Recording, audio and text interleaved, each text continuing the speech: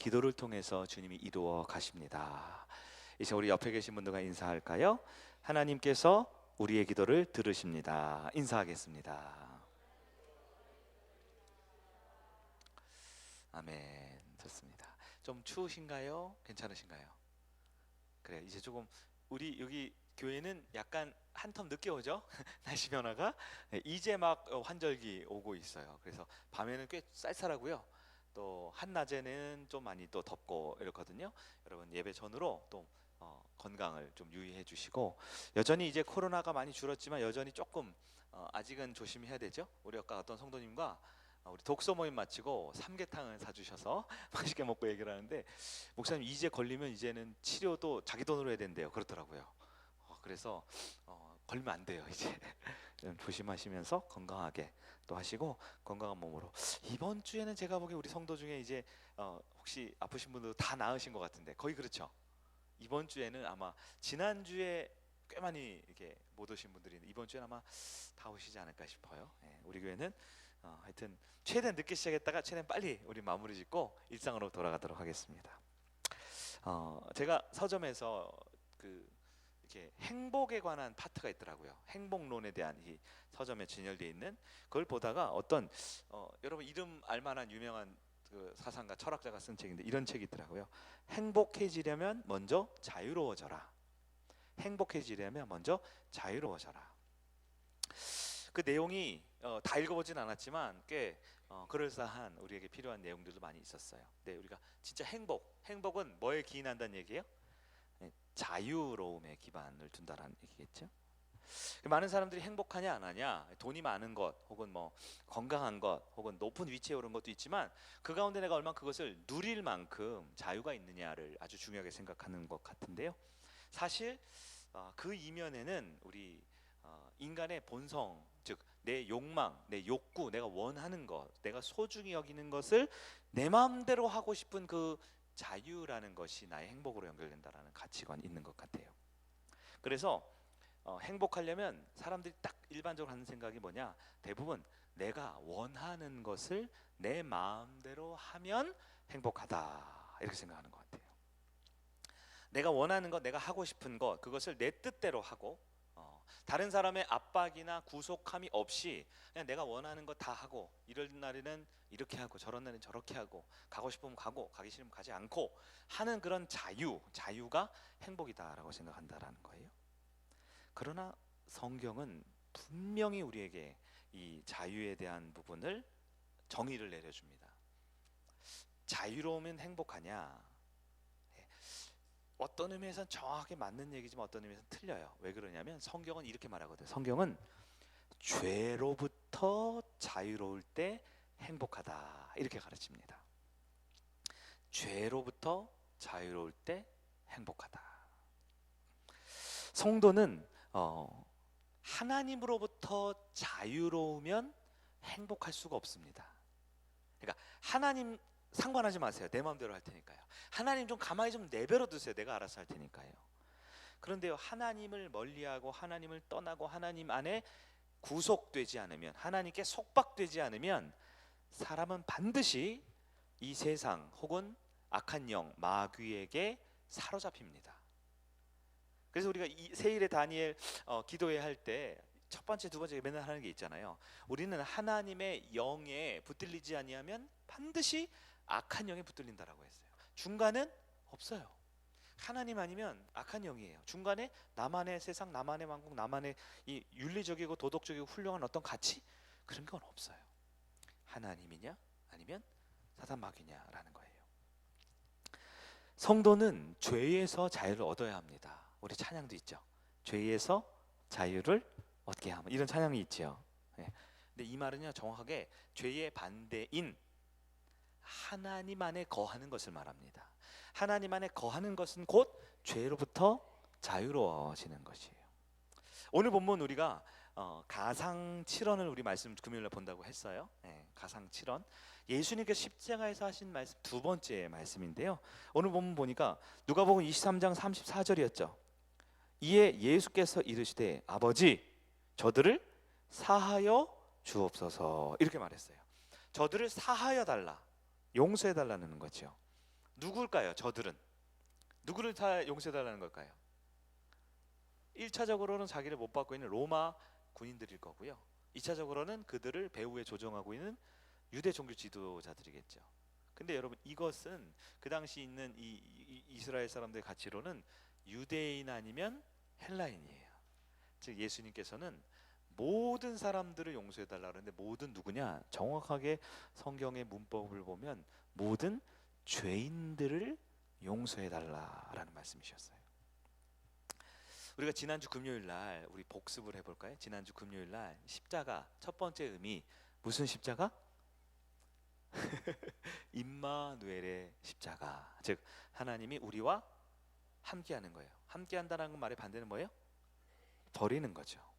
예수님은 자기 자신이 버림받으면서까지 저와 여러분은 하나님께 버림받지 않게 해주고 싶었던 거예요. 그리고 우리와 함께 하실 때 우리 각 개개인을 향한 축복의 말씀이기도 하지만 확실하게 어디를 향한 말씀이었어요? 교회가 공동체를 이룰 때 그 교회와 함께 하신다라고 약속하셨어요. 그게 임마누엘의 함께 하심입니다. 다음 주에 또 물어볼 거예요. 오늘은 십자가 두 번째 시간인데 우리 제목을 한번 볼까요? 오늘은 자유를 위한 십자가입니다. 자유를 위한 십자가. 예수님께서 외치신 말씀이 첫 번째는 임마누엘 하시겠다라는 뜻이었고요. 두 번째는 자유를 주겠다라는 말씀이었다라는 거예요. 자, 예수님께서 십자가에 돌아가실 때 두 번째 마지막 순간 저들의 죄를 사하여 달라, 사하여 달라, 용서 기도하셨어요. 여러분, 용서는요 예수님의 삶의 목표였습니다. 예수님의 사역의 궁극적인 목표가 용서였어요. 근데 예수님이 하신 모든 사역 중에 가장 빛나고 멋진 사역이 바로 십자가죠. 예수님은 용서하기 위해 이 땅에 오셨거든요. 그 용서의 의미는 이따 볼 텐데요. 용서하기 위해 오셨고 용서가 최종 목표였어요. 근데 그렇기 때문에 예수님이 하셨던 가장 중요한 십자가 사역에서 그 용서를 말씀하셨던 거예요. 모든 성경이 다 중요하죠. 그 중에서도 예수님 말씀은 진짜 중요하죠. 그 중에서도 마지막 그 영광스러운 십자가의 구원 사역 때 하셨던 7마디의 이 개념은 우리 성도들의 삶에 너무나 중요하고요, 기도에 필요하다는 말씀이 되는 것입니다. 오늘 십자가 두 번째 의미가 용서의 십자가인데요. 오늘 보면 누가복음, 지난주에는 마태였죠. 누가복음에서는요 용서하는 것, 그 깊은 의미와 그 용서 너머까지의 우리에게 주고자 하는 바가 자세히 기록되어 있습니다. 자, 첫 번째, 그럼 우린 용서가 무엇인지 한번 살펴봐야겠죠. 개역 개정 성경을 보면 이 용서하다라는 말이 저들의 죄를 뭐라고 돼 있어요? 34절 사하여 주옵소서. 사하다, 이게 한자로 용서할 사자를 쓰는 거예요. 근데 사실 여러분, 이 성경은 이 중국말로 쓴 게 아니잖아요. 그렇죠. 우리 한국말은 70-80%의 뜻이 중국 뜻에서 이렇게 왔다고 그런다 그러죠. 그래서 우리나라 말은 뭐 다 전부 다 한자를 이렇게 뜻을 가지고 우리가 말을 쓰잖아요. 그래서 교회, 성경엔 교회라고 안 돼 있어요. 성경에는 에클레시아라고 돼 있어요. 에클레시아. 에크는 전치사 뭐로부터 나오다라는 뜻이고요. 칼레오는 부르다, 콜, 영어로 콜의 여성 복수 명사예요. 그래서 에클레시아이라는 것은 어디론가부터 부르심을 받아서 모여진 사람들이란 뜻이에요. 그러니까 부르심을 받은 자들, 이런 뜻이라 그랬죠. 뭐예요? 세상 수많은 사람들 중에 주님의 음성을 듣고 특별히 모여진 사람들이 에클레시아, 교회란 뜻이죠. 근데 그것을 한국 교회에서는 뭐라고 불러요? 에클레시아를? 제가 말했잖아요. 뭐예요? 교회죠, 교회. 근데 교회가 뭐예요? 교자를 뭘 써요? 이번 주일날 설교 때 또 할 텐데 교를 가르칠 교자를 씁니다. 회는요? 너무 어려워요 이런 거? 너무 쉬워서 그런 거예요? 모일 회죠? 가르치기 위해서 모인 곳이에요. 왜냐하면 우리 한국 교회, 이 교회도 미국 철치가 아니잖아요. 그렇죠? 이 중동에는 에클레시아가 아니잖아요. 한국 상황에서는 교회에서 제일 많이 한 게 뭐예요? 말씀을 가르친 거예요. 가르친 거예요.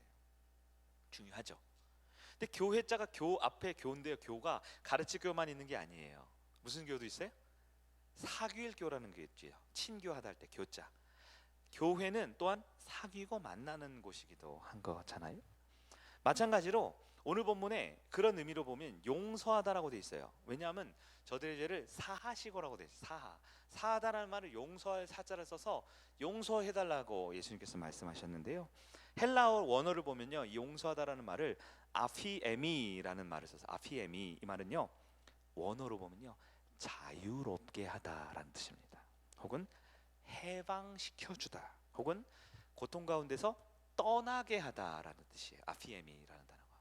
그러니까 예수님이 십자가에서 저들의 죄를 용서하시고 사하시고 한 건 저들의 죄를 자유롭게 하시고 저들을 죄로부터 해방시키시고 저들의 죄로부터 떠나게 하시고라는 뜻이라는 거예요.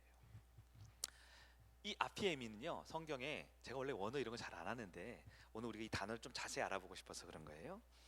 예수님께서 사랑했던 나사로 있죠. 그 죽은 나사로가 무덤에 3일이나 송장으로 있었잖아요. 그럴 때 수건으로 막 둘둘 말아놨단 말이에요. 근데 요한복음 11장 44절인가요? 우리 화면을 한번 볼까요? 44절을 보니까 이렇게 돼 있어요. 죽은 자가 수족을 배로 동인 채로 나오는데, 이게 지금 나사로가 예수님께서 나사로야 나오너라 했을 때 나오는 거예요. 그 얼굴은 수건에 쌓였더라. 예수께서 이르시되 풀어 놓아 다니게 하라. 이 풀어서 놓아 다니게 하라, 이 원어가 아피에미였어요.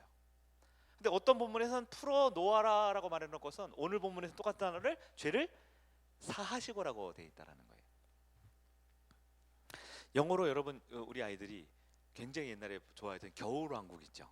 겨울왕국 주제가가 뭐예요? Let it go죠. Let it go, let it go 이거 있잖아요. 그게 뭐냐면 이 표현이 정확하지 않은 그 사람들의 일반적인 수고 중인데, 날 좀 내버려둬, 날 좀 놔둬, 나 건드리지 마, 이런 거거든요. 근데 그 의미는, 원래 의미는 뭐냐면 나를 좀 자유롭게 내 마음대로 하게 풀어줘라는 뜻을 가지고 있다 하더라고요. 자, 용서하라. 용서의 의미가 뭘까요? 용서는 자유롭게 하라는 거예요. 근데 이거에 아주 중요한 연결어가 있죠. 무엇으로부터 자유를 얻어야 돼요? 죄에서 자유를 얻게 하는 게 용서라는 거예요. 용서란 그 사람의 죄로부터 자유를 주라, 그 사람의 죄로부터 해방시켜 주라, 그 사람의 죄로부터 떠날 수 있게 해줘라라는 예수님의 말씀이었다라는 거예요. 여러분, 죄를 지으면 반드시 형벌이 따르고 책임이 따르죠. 근데 용서를 받으면 뭐예요? 용서를 받으면 그 죄에 대한 형벌 혹은 죄에 대한 책임을 더 이상 형벌받지 않아도 되고 책임지지 않아도 됐기 때문에 용서를 하는 거예요. 그래서 우리는 잘 알아요. 우리는 많이 용서하죠. 용서를 하는데 용서가 안 되죠. 네? 어떤 사람은 용서를 해주는데 상대방 용서를 못 받았다 그럴 때도 있어요. 혹은 누군가 나한테 용서를 간절히 원하는데 나도 용서해주고 싶은데 용서가 안 되는 경우가 있어요. 왜 그럴까요? 용서는 감정의 문제가 아닙니다. 용서는 생각의 정리가 아니에요. 용서는 내가 그냥 해준다고 해주는 게 아니고요, 그 죄에 대한 책임과 형벌을 없애줘야만, 자유케 해줘야만 진정한 용서가 되는 거예요. 누가 나한테 날 때렸습니다. 그럼 내가 용서해주죠. 뭐예요? 네가 날 때렸지만 난 너를 안 때릴 거야, 이거죠. 네가 나의 금전적 손해를 봤지만 내가 그것을 용서해줄게. 일주일 후에 갚아. 이건 용서가 아니죠. 유예해 준 거죠. 용서받은 사람도 이제 돈 안 갚아도 되네. 일주일 후에, 일주일 내내 마음이 자유로워요? 일주일 후에 갚아야 되잖아요. 이건 용서가 아닌 거죠. 용서란 뭡니까? 용서란 그 죄에 대한 책임과 형벌로부터 떠나는 거, 자유로운 거, 해방되는 거예요. 여러분, 예수님께서 십자가에서 뭐라고 하셨다고요? 아버지여, 저들의 죄를 사하여 주십시오. 이 말은 하나님, 저들의 죄인이지요. 인류는, 로마인들도 유대인들도 2000년 지난 저와 여러분도 우리는 죄인이죠. 그런데 그 죄를 용서해 달래요. 자녀 권세 때 많이 하죠. 용서란 왜 없어요? 용서에는 책임과 형벌이 따르기 때문에 그래요. 근데 예수님 용서를 하셨나요? 하셨죠. 왜요? 책임과 형벌을 친히 담당하셨으니까요. 여러분, 우리를 용서할 수 있는, 즉 죄에서 자유를 줄 수 있는 유일한 분은 예수님밖에 없습니다. 두 번째, 누가복음의 중심 주제인 것을 한번 볼게요. 마태복음, 마가복음, 우리가 성경을 많이 보는데요, 마태복음도 많이 보고 요즘에 연초에는 마가복음 강의를 한 1, 2, 3, 4장까지 했죠. 여러분 마태복음, 마가복음의 중심 주제가 뭐예요? 하나님의 나라입니다. 하나님의 나라가. 마태복음은 1장, 2장, 3장까지 이제 뭐 족보도 나오고 세례 요한 얘기가 나와요. 그리고 4장 들어가서 이제 시작입니다. 사실 4장에 예수님 맨 처음 시험 받고 시험이 끝나자마자 예수님께서 선언했던 첫 번째 말씀이 뭐였냐? 그게 마태복음 4장 17절이에요. 우리 화면을 한번 봐주실까요? 마태복음 4장 17절 준비가 안 됐어요? 그러면 제가 읽어드릴게요. 신약성경 마태복음 4장 17절 말씀입니다. 읽어드릴게요. 이때부터 예수께서 비로소 전파하여 이르시되 회개하라 천국이 가까이 왔느니라 하시더라. 아멘. 예수님께서 이때부터 비로소, 이게 뭐냐면 바로 직전에 요한이 잡혀간 거예요. 그럼 이제 예수님이 사역해야죠. 비로소 말한 첫 번째가 뭐라고요? 천국이 가까이 왔다라는 거예요. 그래서 회개해야 된다는 거죠. 하나님 나라가 가까이 왔다라는 거예요. 그리고 이 하나님 나라에 대한 모티브가 마태복음 전체에 흐르면서 우리를 구원에 이르게 하는 거죠. 두 번째 마태복음 다음 뭐냐면 마가복음이죠. 마가복음은 서론이 짧아요. 바로 1장부터 바로 다이렉트로 들어갑니다. 1장 14절 15절입니다. 이건 있어요? 네, 마가복음 1장 14절 15절 우리 같이 한번 볼까요? 시작. 요한이 잡힌 후에 예수께서 갈릴리에 오셔서 하나님의 복음을 전파하여 이르시되 때가 찼고 하나님의 나라가 가까이 왔으니 회개하고 복음을 믿으라 하시더라. 아멘. 마태복음과 대동소이하죠. 결국은 회개해야 돼요. 왜요? 하나님의 나라가 왔으니까요. 그리고 하나님의 나라는 왔나요? 하나님의 나라가 왔습니까? 네, 우리 자녀 건설한테 주구장창하는 거죠. 네, 하나님의 나라는 장소나 공간의 개념이 아니고 통치의 개념이니까 예수님이 하나님 나라이시죠. 네. 그러면 마태복음, 마가복음의 핵심 주제 시작은 하나님의 나라였는데요. 오늘 본문은 누가복음이잖아요. 누가복음의 핵심 주제는 뭘까요? 우리 누가복음 4장 18절 19절을 보겠습니다. 누가복음 4장 18, 19절 우리 화면에 있습니다. 18절 시작. 주의 성령이 내게 임하셨으니 이는 가난한 자에게 복음을 전하게 하시려고 내게 기름을 부으시고 나를 보내사 포로된 자에게는 자유를, 눈먼 자에게는 다시 보게 함을 전파하여 눌린 자를 자유롭게 하고 주의 은혜의 해를 전파하게 하려 하심이라 하였더라. 아멘. 여기서 보면 19절에 무슨 해를? 주의 은혜의 해죠. 여러분 이게 주님의 은혜로운 해가 뭐냐? 바로 마태 마가복음에 나오는 하나님의 나라예요. 마태 마가복음에는 하나님의 나라라고 표현했어요. 특히 마태복음은 유대인들을 위해서 천국이라고 했어요. 그 이유는 아시죠? 마태복음은 누구를 위한 복음서였냐면 유대인들을 위한 복음서인데요. 유대인들은 감히 그들의 입술로 하나님이라는 말을 담을 수가 없어요. 너무 거룩한 말이기 때문에. 그래서 하나님의 나라라고 안 하고요, 하늘의 나라, 우라노스라고 표현했어요. 그래서 마태복음엔 천국이라고 계속 나오죠. 천국. 마태복음의 천국, 마가복음의 하나님의 나라, 누가복음의 주의 은혜의 해는 같은 뜻이에요. 즉 하나님의 나라, 하나님의 주권, 통치. 그러면 이 주권과 통치가 의미하는 건 뭘까요? 누가복음에 아까 보니까 18절에 반복적으로 나오는 게 있어요. 뭐예요? 바로 자유케 하는 거예요. 하나님의 나라가 이 땅에 와서 하는 게 뭐예요?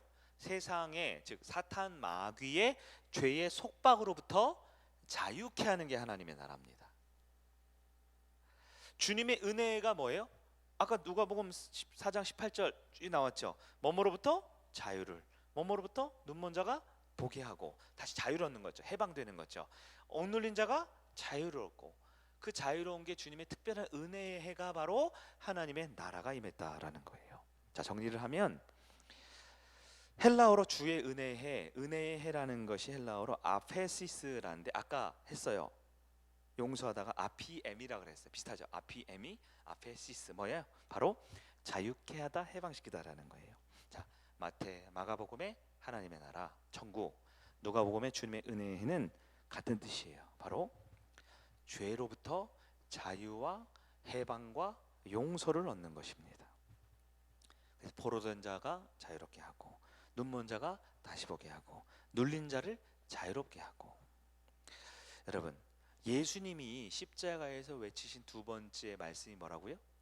아버지요, 저들을 죄에서부터 자유하게 해주십시오. 더 이상 죄로부터 속박당하고 죄로부터 자책감과 죄로부터 눌린 상태로 죄책감 가운데 괴로워하지 않도록 해주십시오 한 거예요. 그냥 혼잣말 시를 쓴 게 아니라 십자가상에서 마지막 온 인류를 향해 외치신 말이 뭐예요? 나는 비록 죽었는데, 나는 로마 병정에게 죄 없이 채찍질과 고문당했는데, 나는 아무 죄 없지만 유대인들에게 목숨을 잃었지만 그건 중요하지 않아요. 하나님의 백성들만 죄로부터 자유로울 수 있다면, 우리 주님의 두 번째 음성을 우리는 꼭 마음에 새겨야 합니다.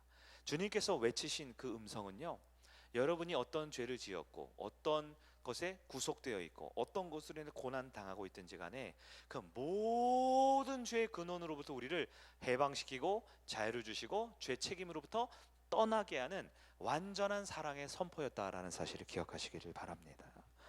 예수님은 십자가에서 우리의 죄를 완전히 용서하셨어요.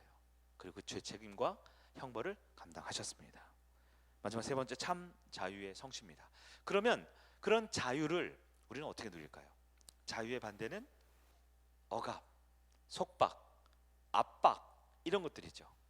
왜 우리는 그리스도인이 살면서 이렇게 억압당하는 것 같고, 이렇게 강제적으로 뭔가 남에 의해서 이렇게 끌려가는 것 같고, 예배를 드려도 부담스럽고, 모임을 해도 이렇게 압박감을 느끼고, 모든 사역과 모든 삶에 왜 이렇게 자유롭지 못하고 묶여 있을까요? 그것은 여전히 우리 이 땅에서의 교회와 이 땅에서의 목회자와 이 땅에서 우리의 삶은 여전히 죄와 허물로 얼룩져 있기 때문에 그렇습니다. 그럼 우리가 진정한 자유를 줄 수 있는 분이 예수 그리스도임을 믿을 때 우리는 그 주님 안에서 자유를 얻을 수 있어요. 이것은 주님을 통해서 죄로부터 자유를 얻는다는 것과 동시에 반대로 보면 주님 안에 거하고 있다라는 겁니다. 여러분, 많은 경우 이래요. 난 교회 나와서 죄로부터 자유함을 얻었어. 그러니까 내 마음대로 살 거야. 나는 주님 앞에서 죄 용서를 받았어. 그러니까 내 마음대로 해도 돼. 여러분, 이 말은 말부터가 모순이 있는 겁니다. 왜냐하면 죄로부터 자유를 얻는 것은요, 완전히 하나님 안에 거하는 삶을 살기 때문에 그렇습니다.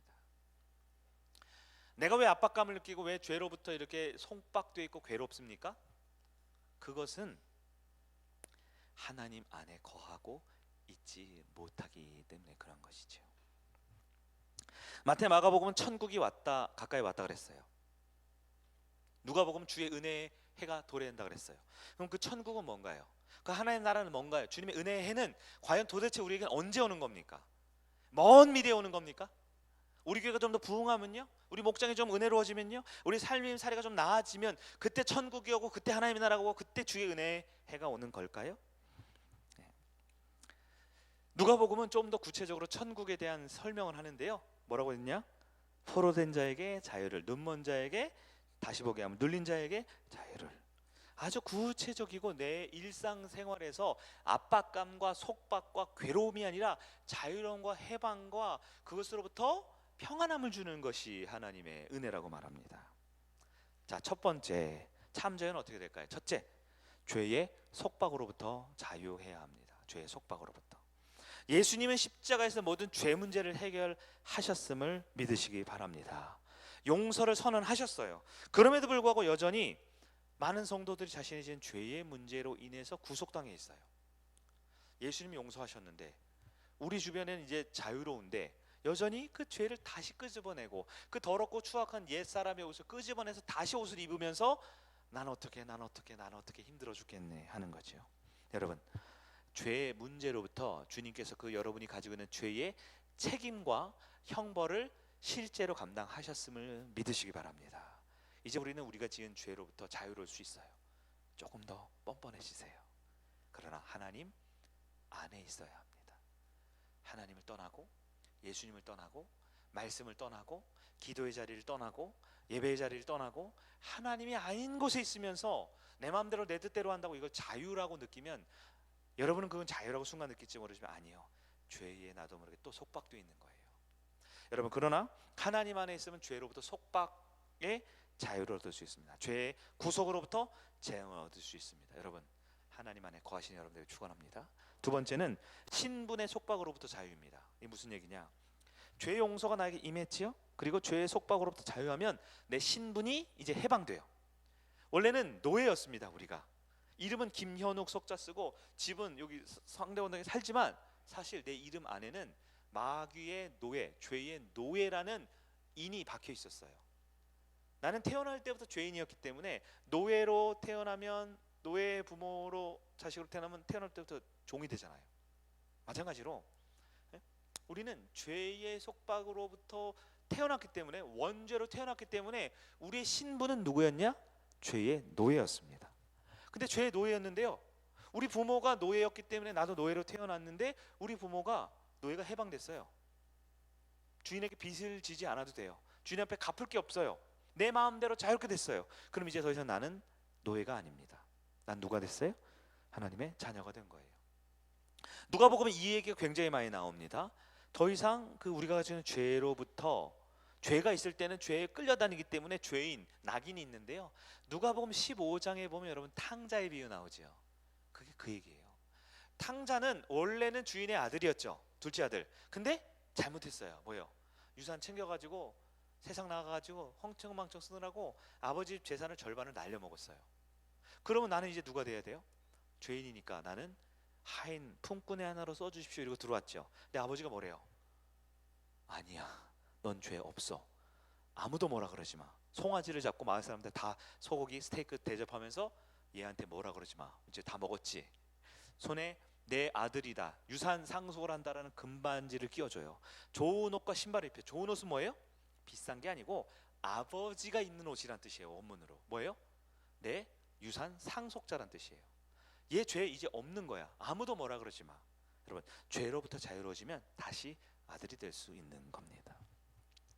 여러분, 이 말씀 우리가 한 주간에 또 연약한 죄 가운데, 죄의 속박 가운데, 죄의 유혹 가운데 연약함과 부족함이 있었을지라도 다시 돌아오면 우리의 죄를 용서하고 우리의 죄를 없다 하실 수 있는 그 예수님의 은혜로 우리는 더 이상 세상과 죄의 노예가 아니라는 걸 말해요. 어떤 분은 구조적으로 삶 자체가 죄를 짓는 곳에 있을지 모르겠어요. 근데요, 그렇다 할지라도 지금 이 자리에 왔습니까? 아버지 말씀 앞에 섰습니까? 기도할 수 있는 특권 얻었습니까? 그럼 우리는 더 이상 그 세상에 있는 죄의 속박, 노예의 속박, 신분의 속박으로부터 자유로울 수 있어요. 여러분, 우리는 죄의 종이 아닙니다. 우리는 하나님의 자녀입니다. 그래서 우리는 기도할 수 있고 나아갈 수 있는 거예요. 예수님은 바리새인이 외식하는 것보다, 바리새인이 경건한 척 외식하는 예배드림보다 세리 한 명이 회개하는 걸 더 기뻐하셨어요. 99마리 양보다 70양 한 마리가 돌아오는 걸 더 기뻐하셨어요. 왜 그럴까요? 신분이 회복됐으니까요. 이 자리에 우리가 금요 예배에 모인 성도들은 기도하기 위해 모였지만, 문제가 있어서 모였지만, 어려움이 있어 모였지만 우리는 다릅니다. 세상과 뭐가 달라요? 우리는 신분이 달라요. 우리는 죄의 종이 아닙니다.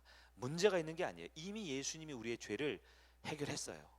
죄 책임이 없어요. 형벌을 예수님이 다 받았어요. 그러니까 나는 마음속에 이래도 될까 싶지만 이래도 됩니다. 왜냐하면 우리는 종이 아니거든요.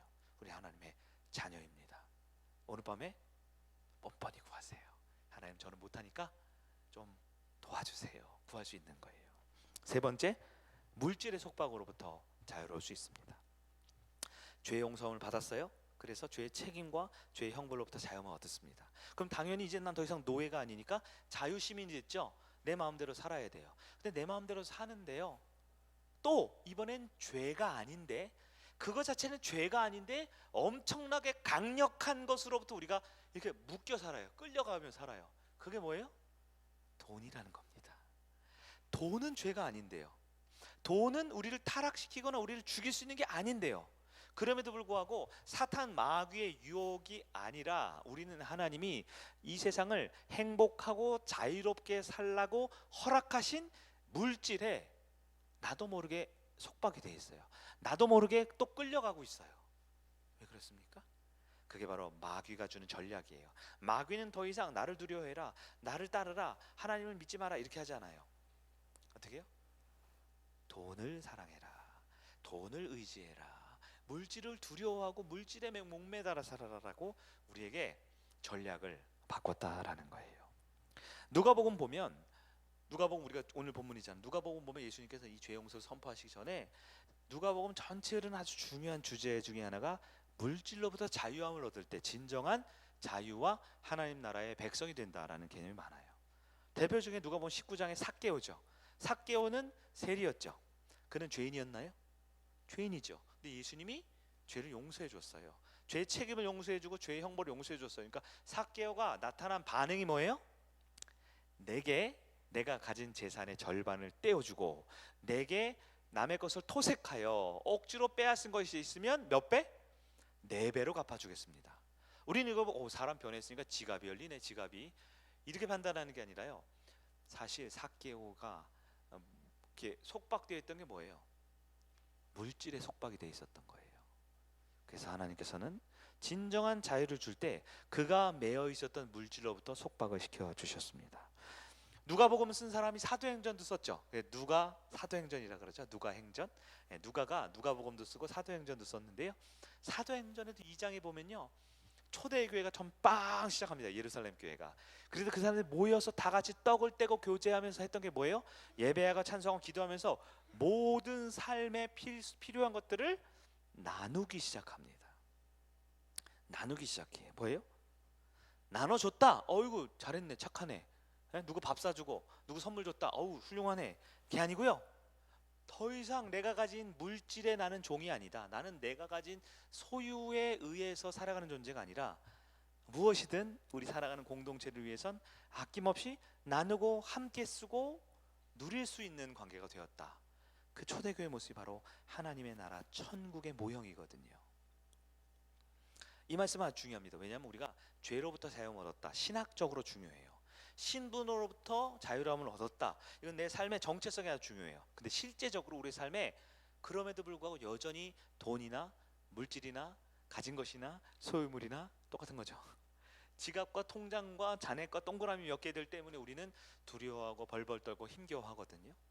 사탄 마귀는 사탄을 믿으라고 하지 않지요. 돈을 두려워라고 말하죠. 그러나 하나님은요, 하나님 안에 거하라고 말합니다. 그럼 돈이 많던 적던, 그것을 부요하던 모자르던, 사도 바울이 뭐라 그래요? 나는 진정한 자유를 얻었어요. 내가 가진 것이 많아던 적던, 부하던 천하던, 무엇을 많이 먹던 굶던, 나는 진짜 자유롭습니다. 이렇게 말했다라는 거예요. 자, 오늘 좀 어려운 신학적인 얘기가 있었는데 한 말씀 정리해 보도록 할게요. 누가복음에 주의 은혜의 해라고 말씀했습니다. 이 주의 은혜는 먼 나라 이야기가 아니라 바로 지금 우리에게 임할 수 있는 하나님의 나라입니다. 이 하나님의 나라는 뭐예요? 바로 자유함을 얻는 거예요. 여러분, 먼 미래에 우리가 천국 가야만, 죽어야만 자유를 얻는 게 아닙니다. 지금은 내가 속박되고 구속되고 괴롭고 힘들고 어렵지만 언젠가는 좋아지겠지가 아니에요. 바로 지금 우린 자유로울 수 있습니다. 첫 번째로, 여러분이 가지고 있는 죄 문제 주님께 맡기시면 주님이 그 죄의 책임과 죄의 형벌을 감해 주시고 없애 주시고 우리는 죄로부터 자유함을 얻는 이 밤 되길 바랍니다. 두 번째로, 그렇기 때문에 우리의 신분은 더 이상 우리는 노예가 아니에요. 세상의 종이 아니에요. 나는 하나님의 가장 존귀한 하나님의 아들과 딸입니다. 당당하고 멋진 하나님의 아들, 딸로 주님 앞에 구하고 기쁨으로 얻는 여러분들에게 축원합니다. 마지막 세 번째로, 진정한 자유는 내게 속한 삶의 소유물로부터 자유로워야 돼요. 더 모으고 더 끌어안고 이것 때문에 얼마 되지도 않은 이것 때문에 울고 불고 웃고 행복했다가 좌절에 임하는 그 물질에 속박된 인생이 아니라 하나님이 허락하신 것을 자유롭게 쓰고, 배고프면 좀 좋은 것도 드시고, 목장 모임하면 둘째 주 셋째 주에 아우팅도 좀 멋있는 데 가시고, 커피도 1,500원짜리 말고 2,500원짜리도 잡수시고 가끔 우유도 다 잡수시고, 맛있는 것도 드시고 필요한 데도 쓰시고, 과소비하라는 이야기가 아니죠. 우리는 물질의 종이 아니라 물질을 자유로울 수 있는 하나님의 아들, 딸입니다. 은행은 다 내 거예요. 하나님 거는 다 내 거예요. 우리 아버지 거니까요. 종이 아니라 자유를 누리며 주님이 주신 지혜 가운데 진정한 주님이 선포한 그 자유가 우리 삶에 나타나는 저와 여러분들의 주의 이름을 축복합니다. 아멘.